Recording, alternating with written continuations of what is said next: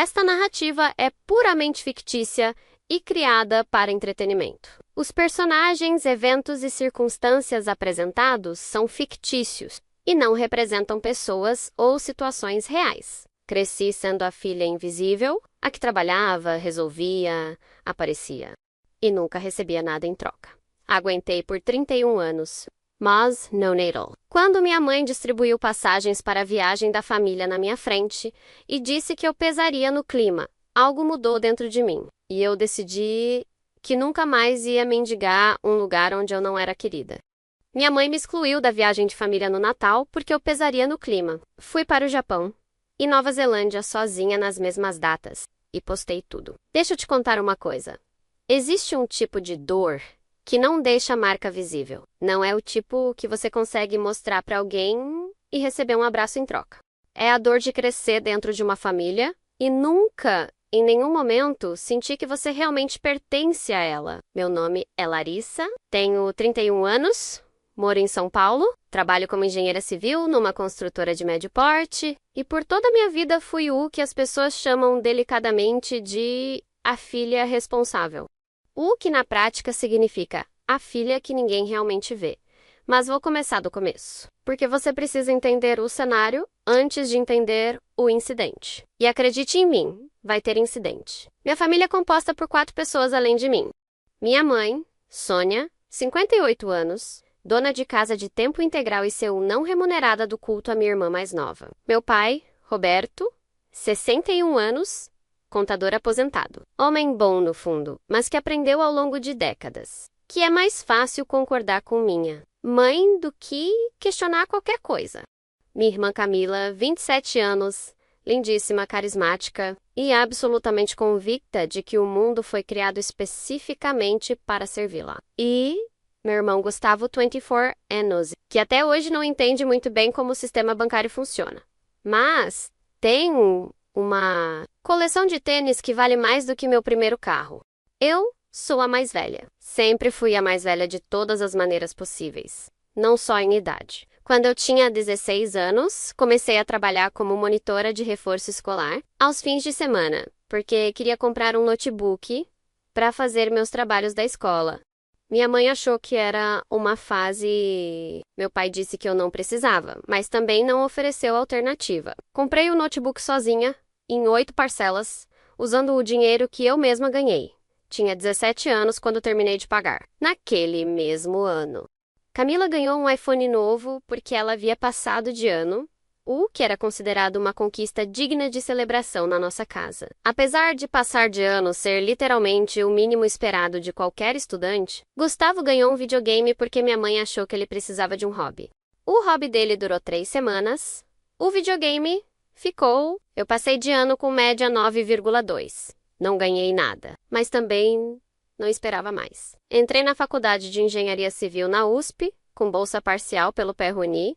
Foi um dos dias mais felizes da minha vida. Aquela carta de aprovação na minha mão. Corri para mostrar para minha mãe, que estava assistindo televisão na sala. Ela olhou, sorriu com aquele sorriso que eu já conhecia de cor. O sorriso de que bom. Agora me deixa ver meu programa. E disse: que ótimo, Lari, mas engenharia é muito pesada. Tem certeza que consegue? Não era maldade ir a algo pior. Era indiferença disfarçada de preocupação. 3 anos depois, Camila decidiu que queria fazer moda numa faculdade particular em Campinas. Faculdade que custava R$ 2.800 por mês. Minha mãe organizou um jantar em família para comemorar a decisão. Jantar. Para comemorar uma decisão, não uma conquista. Comprou bolo. Convidou minha avó. Ficou na mesa falando sobre como Camila tinha tanta personalidade criativa e que aquela escolha fazia todo sentido. Eu paguei minha faculdade trabalhando de segunda a sábado durante 4 anos. Camila largou o curso de moda depois de 1 ano e meio, disse que não era bem o que ela esperava. E meus pais disseram que tudo bem, que ela precisava de tempo para se encontrar. Os meses de mensalidade paga e perdida não foram mencionados por ninguém. Formei em engenharia com louvor. Minha família foi a colação. Minha mãe tirou mais fotos de Camila, que tinha ido com um vestido novo, do que de mim com minha beca. Tenho essa memória guardada num lugar muito específico do meu coração. Não como trauma, não mais. Hoje em dia guardo ela como evidência. A vida adulta e a ilusão de que distância resolve. Me mudei para São Paulo aos 24 anos. Logo após a formatura, consegui meu primeiro emprego numa construtora pequena, ganhando pouco. Mas era mil. Paguei meu próprio aluguel desde o primeiro mês. Nunca pedi um centavo para meus pais. Camila, nesse mesmo período, estava morando no quarto dela em Ribeirão Preto, minha cidade natal, trabalhando meio período numa loja de roupas e recebendo um auxílio mensal dos meus pais que ninguém falava abertamente, mas todo mundo sabia que existia. Gustavo tinha abandonado a faculdade de administração no segundo ano e estava pensando no próximo passo, o que na prática significava jogar videogame até às 3 da manhã e acordar ao meio-dia. Mas eu achei que a distância ia ajudar. Que quando você coloca 400 quilômetros entre você e sua família de origem, as coisas ficam mais leves, que as visitas nas férias iam ser suficientes para manter o vínculo sem o peso do cotidiano. O que eu não sabia é que distância não muda a dinâmica, só muda o cenário. Nas visitas, eu continuava sendo a filha que consertava o computador. Ajudava meu pai com a declaração do imposto de renda, entendia as contas de água e luz, montava os móveis novos que chegavam da loja. Era consultada quando havia um problema prático. Era ignorada quando havia uma celebração, quando fui promovida para engenheira sênior. 2 anos atrás, liguei para contar para minha mãe. Ela ouviu, disse que legal, e emendou diretamente para me contar que Camila tinha começado a postar no Instagram e estava ganhando muitos seguidores. Perguntou se eu seguia a conta da minha irmã. Eu ainda tentava. Era essa a questão. Ainda acreditava que um dia, de alguma forma, eu ia acordar e minha família ia me ver de verdade. 7 anos de São Paulo e eu ainda chegava em Ribeirão Preto, nas festas de fim de ano com presentes cuidadosamente escolhidos. Tentando agradar, tentando me encaixar, tentando ser suficiente para aquelas pessoas que eu amava, apesar de tudo. E então, chegou o Natal do ano passado. O Natal, deixa eu montar a cena para você. Era 23 de dezembro, eu tinha chegado de ônibus na véspera. Depois de um dia longo de trabalho, porque não tinha conseguido pegar folga antes. Cheguei tarde, a casa estava cheia de decoração, minha mãe tinha feito aquela ceia de dar água na boca. E todo mundo estava animado com o Natal. Eu fui dormir com aquela sensação familiar de esperança. Aquela sensação idiota e persistente de que talvez esse ano fosse diferente. Na manhã de Natal, a gente se reuniu na sala. Meu pai e minha mãe no sofá, Camila numa poltrona, Gustavo ainda de pijama. Eu sentada no chão, encostada no armário de madeira velho que minha avó tinha deixado para eles. Minha mãe levantou com um sorriso enorme. Antes de abrir os presentes, seu pai e eu queremos dar um anúncio especial. Ela foi até atrás da árvore e voltou segurando envelopes. Eu contei automaticamente, é uma coisa que você faz sem pensar, um reflexo. 4 envelopes. Ficamos 4 pessoas na sala, naquele momento. Então fazia sentido, eu pensei. Claro que fazia. Ela entregou o primeiro para Camila, o segundo para Gustavo, o terceiro para meu pai, e ficou com um quarto na mão, olhando para mim com uma expressão que eu ainda não sabia ler direito. Larissa, você trabalha tanto, a gente sabe, e esse ano foi difícil para todo mundo. Então a gente decidiu fazer uma viagem em família algo special. Ela abriu o envelope do meu pai para mostrar Machu Picchu e Buenos Aires. 20 dias. Eu olhei para os envelopes. Olhei para ela. Olhei de novo para os envelopes. E o meu? Minha mãe fez uma pausa que durou tempo demais para ser inocente. Olha, Lari, ela usou aquele tom que as mães usam quando vão dizer uma coisa que sabem que vai machucar, mas acham que tem justificativa. Suficiente para dizer assim mesmo. A gente pensou muito nisso. Você sabe que Camila está tentando fazer conteúdo de viagem agora para o Instagram? E essa é uma oportunidade incrível para ela. E Gustavo nunca saiu do país. Vai ser transformador para ele. E a gente queria que fosse uma viagem mais descontraída, sabe? Com paradas para fotos, café da manhã à tarde, noites animadas. Eu gosto de café da manhã à tarde, eu disse. Lari? Dessa vez foi Camila quem falou, mexendo no celular com a desenvoltura de quem está tendo uma conversa completamente corriqueira. Você sabe como você é. Você vai querer ver museu, vai querer acordar cedo para aproveitar, vai ficar calculando os custos de tudo. A gente queria relaxar. Gustavo riu. Foi uma risada pequenininha, rápida, mas eu ouvi. Minha mãe deu de ombros com uma delicadeza que era quase cruel. É que você tem um jeito, filha.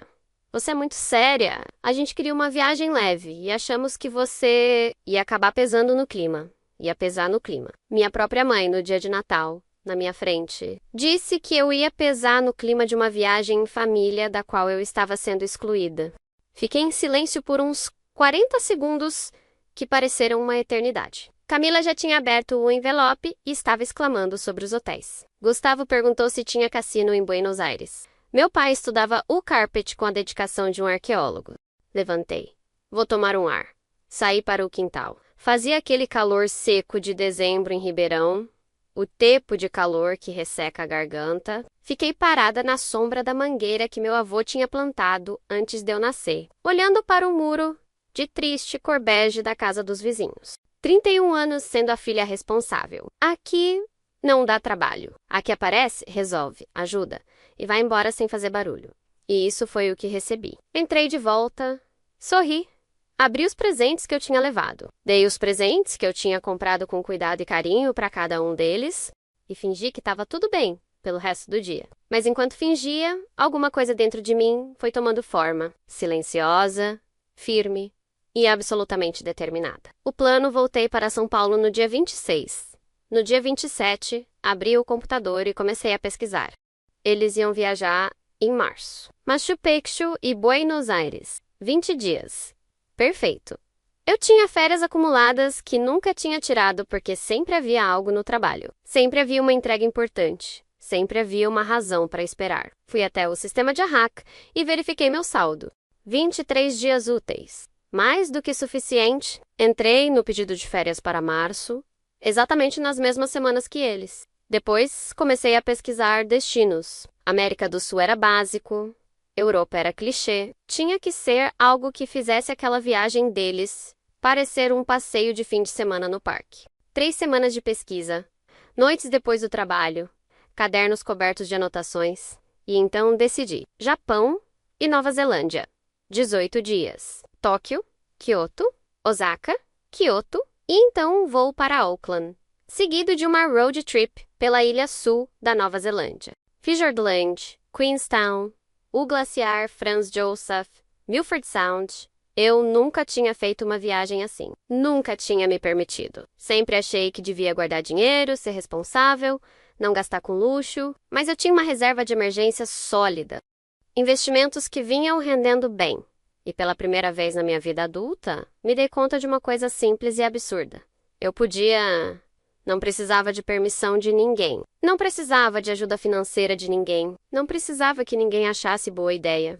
Eu podia simplesmente ir. Comprei as passagens em janeiro. Foram 2 voos longos, com escala, mas eram passagens em classe executiva, porque eu resolvi que se eu ia fazer isso, eu ia fazer direito. Reservei um ryokon tradicional em Kyoto, com antecedência de 4 meses, porque as vagas eram poucas. E a lista de espera era longa. Agendei um passeio privativo pelo Fiordland, um dos lugares mais remotos e extraordinários do mundo, onde as montanhas descem direto para o mar e você pode ficar horas sem ver outro ser humano. O custo total foi alto, significativamente mais alto do que a viagem deles, que meus pais haviam pagado. Eu paguei tudo sozinha. Em fevereiro, fiz as malas mentalmente umas 12 vezes. Comprei um diário de viagem, um bom câmera fotográfica, roupas adequadas para o frio da Nova Zelândia e para o calor de Osaka. Fiz curso online de básico de japonês. Aprendi a falar arigatou gozaimasu com pronúncia decente. Não contei pra ninguém. Minha mãe mandava mensagens no grupo da família de vez em quando, atualizações sobre a viagem delas. Confirmação do hotel em Lima. Reserva do trem para Machu Picchu. Eu lia. Não respondia nada relacionado à viagem, respondia outras coisas, para que ficasse claro que eu estava viva e bem. Mas sobre a viagem deles, silêncio absoluto. Camila me mandou mensagem privada em fevereiro. Lari, você tá brava com a gente? Não, tô trabalhando muito. Por quê? Sei lá, você ficou estranha depois do Natal. Fica tranquila. Aproveite a viagem. Ela deixou com visto por 3 dias antes de responder com um emoji de coração. No dia 14 de março, eles embarcaram para Lima. No dia 13 de março, eu estava no saguão do aeroporto de Guarulhos. Com minha mochila de 22 quilos, meu passaporte novo em folha e uma sensação no peito que eu não sabia bem nomear. Era algo entre liberdade e vingança. Mas era principalmente, descobri horas depois quando o avião decolou, alegria. Uma alegria pura, limpa, que eu não esperava sentir tão forte. O Japão, pousamos em Tóquio numa manhã de terça-feira, com sol, frio seco e o cheiro indefinível que só existe em aeroportos internacionais asiáticos. Passei pela imigração, peguei minha mochila e saí para o mundo. O primeiro post que fiz no Instagram foi uma foto do cruzamento de Shibuya, tirada do segundo andar de uma cafeteria. Estava tomando um mate latte que custou o equivalente a R$18 e era a coisa mais deliciosa que eu tinha colocado na boca em meses. A legenda foi simples. Dia 1, Tóquio. Fui pesar no clima. Não sei muito bem por que escrevi isso. Na hora saiu. Postei e guardei o celular. Em 40 minutos, meu celular tinha 23 notificações. Ignorei todas. Nos 3 dias em Tóquio, eu vi coisas que não sabia que precisava ver. O mercado de Tsukiji ao amanhecer, com os atacadistas empurrando carrinhos de metal entre bancas de peixe, enquanto o vapor saía das grelhas. O bairro de Hanaka, que ficou intacto depois da guerra e tem aquele ar de cidade antiga que o resto de Tóquio não tem mais. Um espetáculo de taiko, percussão japonesa, num teatro pequeno onde as cadeiras eram tão próximas do palco que você sentia a vibração dos tambores no peito. Come homem num balcão de 6 lugares às 11 horas da noite. De cotovelada com um senhor aposentado que não falava uma palavra de português ou inglês, mas que me ensinou por gestos a maneira correta de misturar o caldo. Fiz uma visita ao Templo Sensoji em Asakusa no início da manhã, antes dos turistas chegarem. A neblina estava baixa e os corvos grasnavam nos telhados. Tirei uma foto sozinha, com o templo ao fundo, pedindo para uma turista australiana que passou. Postei. Sensoji às 7 horas da manhã. Sem fila, sem multidão. Vale cada minuto de acordar cedo. Dessa vez, não precisei esperar 40 minutos. A primeira mensagem foi da Camila, 10 minutos depois. Que você tá no Japão? A segunda, 15 minutos depois, foi da minha mãe no grupo da família. Larissa, isso é Japão? Quando você foi pro Japão? Por que não falou nada? Não respondi. Kyoto me pegou de surpresa da maneira que os lugares melhores sempre pegam, sem avisar. Eu esperava templos. Não esperava aquela quietude específica. Aquele ritmo diferente, aquela sensação de que o tempo funciona com outras regras naquela cidade. Cheguei de trem-bala. E só o trajeto já valeria a viagem. O Shinkansen rasga a paisagem numa velocidade que parece irreal. E, em algum momento entre Tóquio e Kyoto, o Monte Fuji aparece pela janela direita.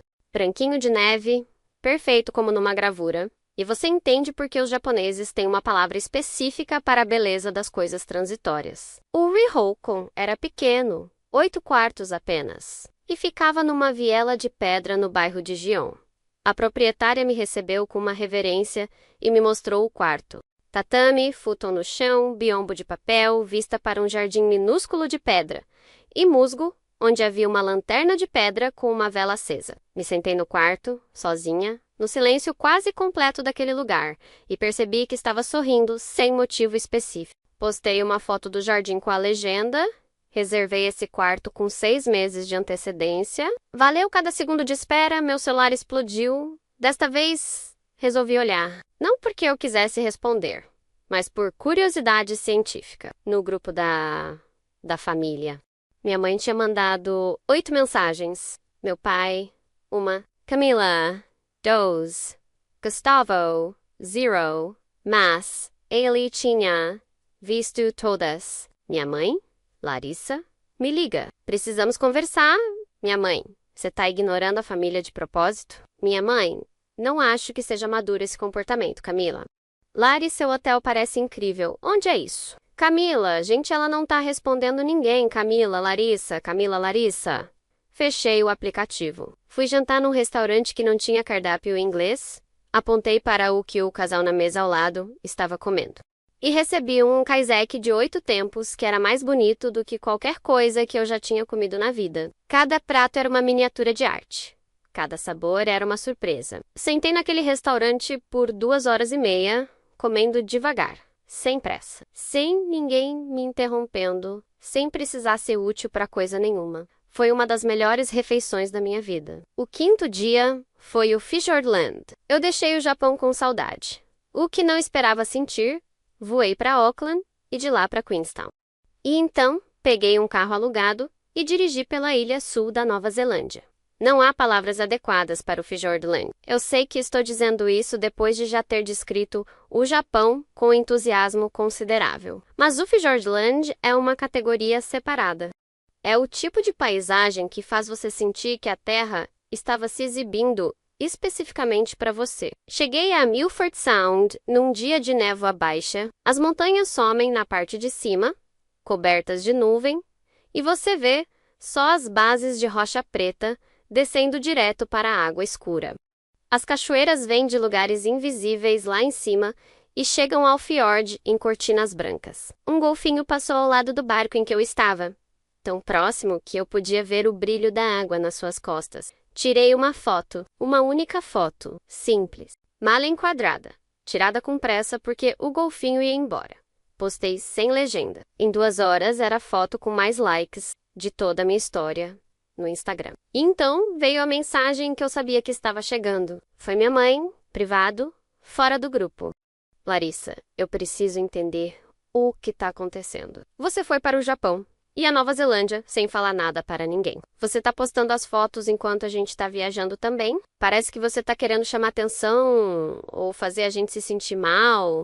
Precisamos conversar quando você voltar. Isso não foi legal da sua parte. Sentei na beira do fiord, com meus pés pendurados sobre a água escura e gelada, e li a mensagem 3 vezes. Depois, digitei a minha resposta. Devagar, com cuidado, palavra por palavra.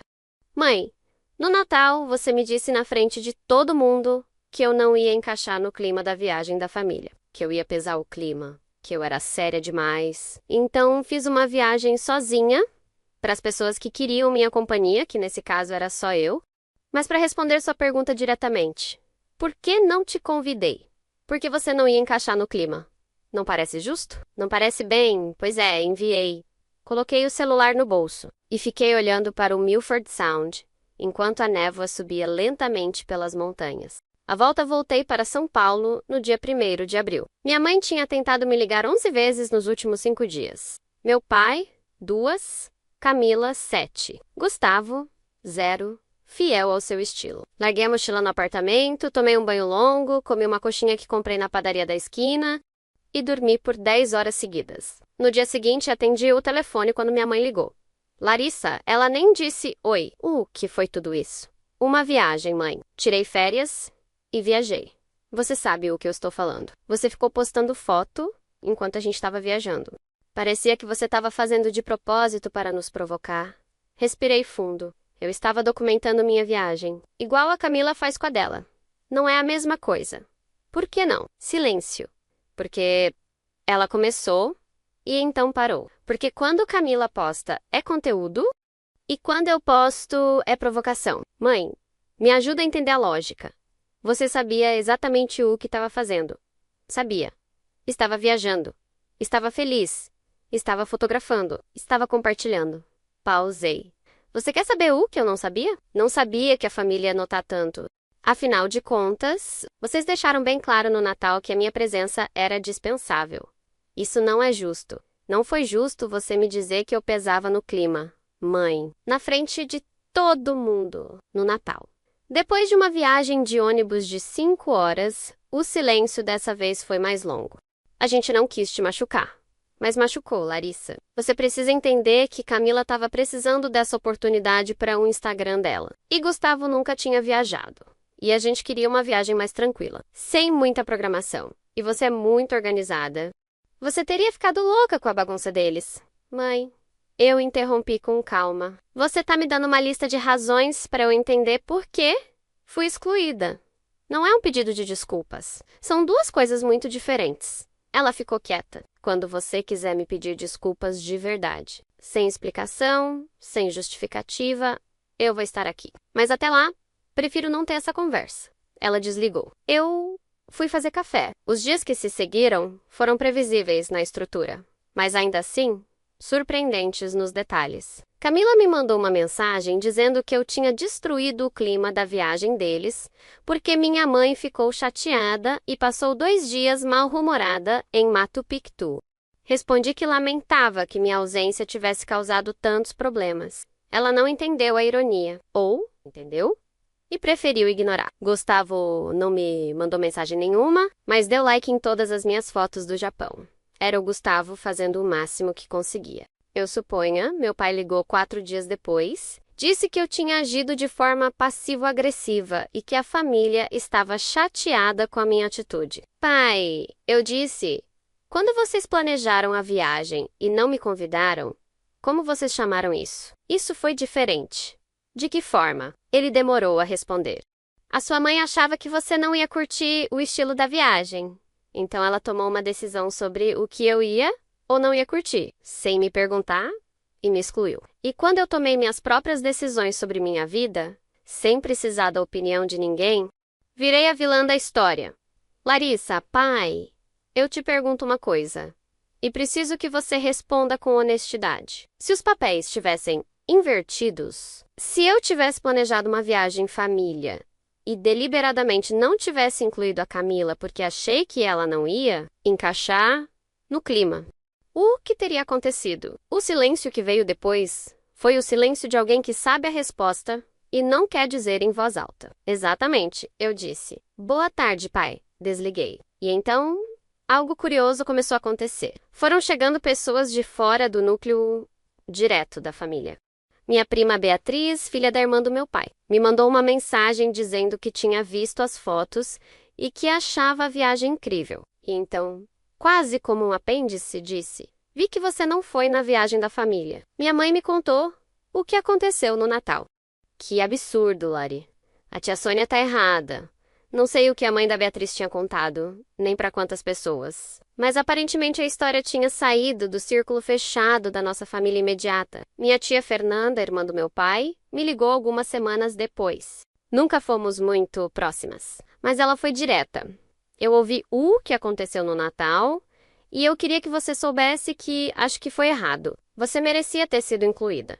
Fiquei em silêncio por um segundo, pega de surpresa pela simplicidade direta daquilo. Obrigada, tia, eu disse. Significa muito ouvir isso.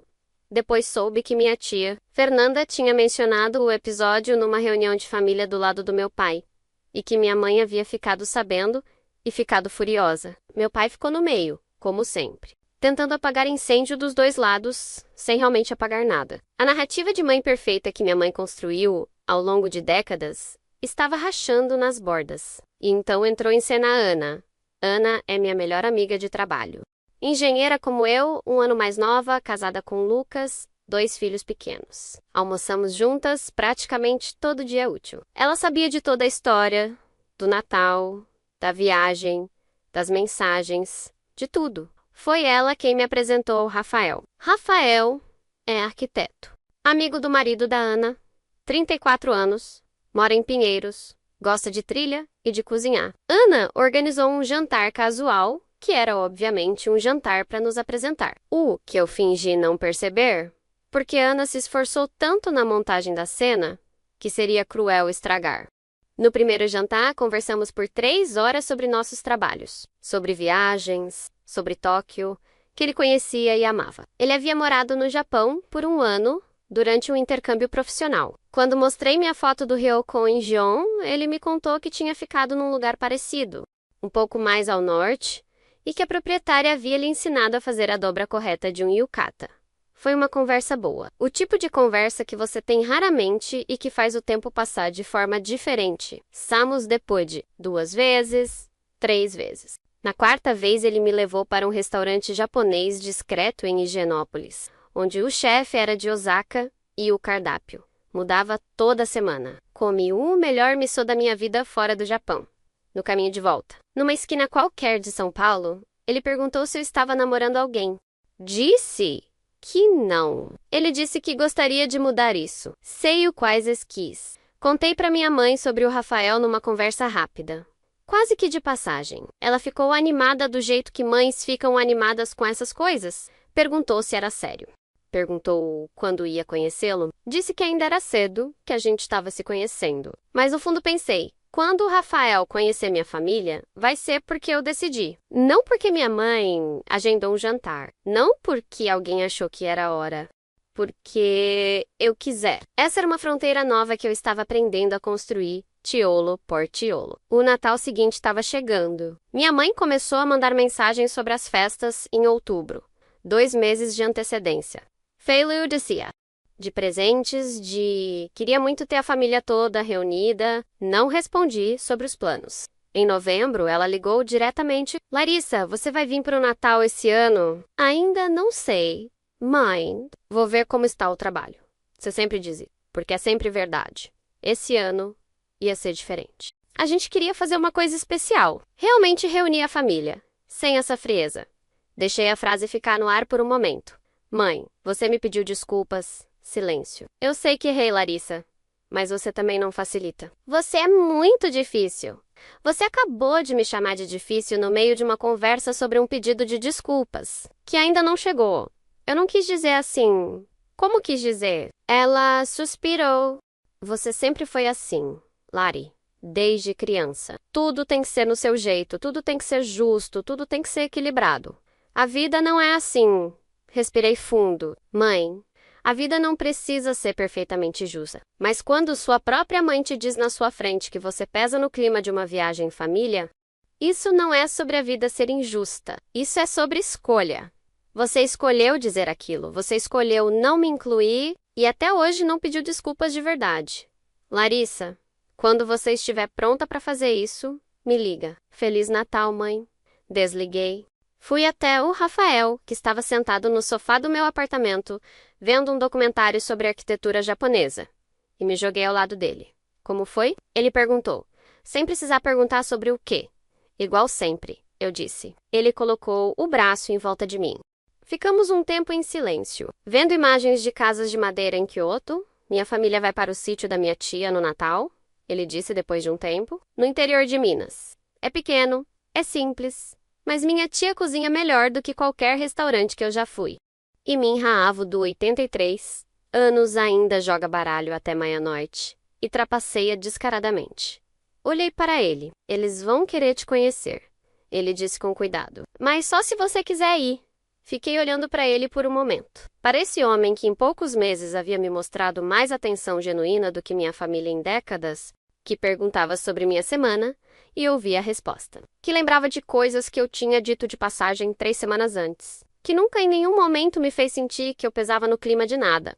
Quero ir, eu disse. E era verdade. O Natal em Minas, o sítio da tia do Rafael, ficava a uns 40 quilômetros de Araxá. Uma casa de fazenda antiga, varanda comprida, cheiro de madeira e terra molhada. Chegamos na véspera de Natal, à tarde, com o sol daquele laranja específico do interior de Minas, que parece pintado à mão. Eu estava nervosa, do jeito que você fica nervoso quando algo importa de verdade. A tia Marta saiu pela porta antes mesmo de eu descer do carro. 60 e poucos anos, avental de algodão, cabelo preso de qualquer jeito, e um sorriso que não tinha nada de protocolo. Então, é você, ela disse, me abraçando como se me conhecesse há anos. Rafael não para de falar. Rafael ficou vermelho. Eu gostei muito disso. A casa estava cheia. Pais do Rafael, 2 irmãos com suas famílias, 3 primos, e a avó Conceição, 83 anos. Sentada na cabeceira da mesa com a majestade tranquila de quem sabe que manda em todo mundo ali e não precisa provar para ninguém. Me apresentaram para cada um, perguntaram sobre meu trabalho com curiosidade genuína. O pai do Rafael quis saber sobre a obra em que eu estava trabalhando, era engenheiro aposentado. A conversa durou 40 minutos e foi boa do começo ao fim. A mãe dele me perguntou sobre o Japão. Tinha visto as fotos pelo perfil do Rafael e ficou ouvindo com os olhos brilhando enquanto eu falava do Ryokon em Gion, na ceia. A tia Marta fez um frango ao molho pardo, que era a coisa mais reconfortante que eu tinha comido em anos. A avó Conceição contou uma história sobre o falecido marido, que fez a mesa toda gargalhar.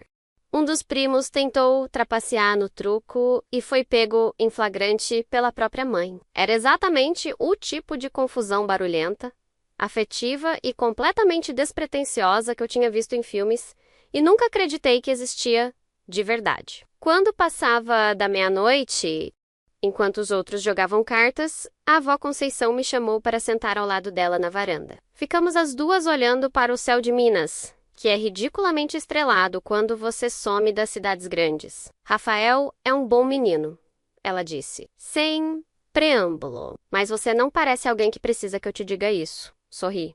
Não preciso, mas é bom ouvir. Ela me olhou de lado com aqueles olhos que tinham 83 anos de repertório guardado. Você tem um jeito de quem foi acostumada a não esperar muito. De quem aprendeu que cuidar dos outros não garante que cuidem de você. Não respondi, não precisei. Isso passa, ela disse simplesmente. Quando a gente finalmente para de bater na porta errada. Fiquei acordada depois que ela foi dormir, sentada sozinha, na varanda, com um copo de vinho e aquele céu absurdo lá em cima. Meu celular estava no bolso. Abri o grupo da família. Minha mãe tinha mandado fotos da ceia em Ribeirão, mesa arrumada, louça boa, árvore ao fundo. Minha cadeira vazia estava numa das fotos. Não sei se de propósito ou não. Camila postou uma foto dela e da minha mãe com a legenda Natal em Família. O melhor, Gustavo mandou um áudio de 2 segundos desejando Feliz Natal para o grupo. Era progresso, para os padrões dele. Meu pai mandou só uma mensagem, sem foto, sem legenda elaborada. Saudade de você hoje, filha. Li aquilo 3 vezes. Depois digitei.